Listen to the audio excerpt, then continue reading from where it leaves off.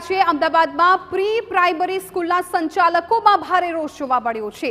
અમદાવાદમાં 150 જેટલી pre primary સ્કૂલને seal કરી દેવામાં આવ્યું છે, જેના કારણે સંચાલકોમાં ભારે રોષની લાગણી જોવા મળી રહી છે। એક તરફ અત્યારે વેકેશન ખુલી ગયા છે અને આ વચ્ચે પ્રી પ્રાઇમરી સ્કૂલમાં સીલ મારવામાં આવ્યું છે, જેને લઈને ભારે રોષ છે।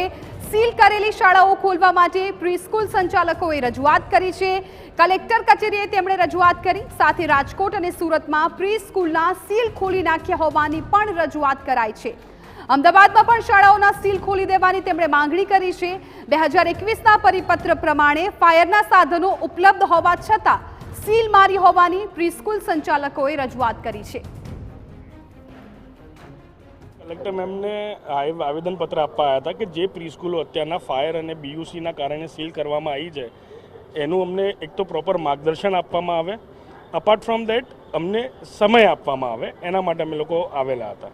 અહીંયા આગળ એક બચ્ચાઓને મૂકવામાં આવે તો એક નેબરહુડ સ્કૂલ છે અને સારી ફેસિલિટીઝ ત્યાં મળતી હોય તો એટલા માટે મૂકવામાં આવતા હોય છે। અત્યારે આ બંધ છે, જે સીલ લગાડી દે છે તો પ્લેસમેન્ટ ઉપર બી ઇફેક્ટ થઈ રહી છે, નોકરી બી જ બધા લોકોની જઈ રહી છે, બચ્ચાઓ બી સફર કરી રહ્યા છે।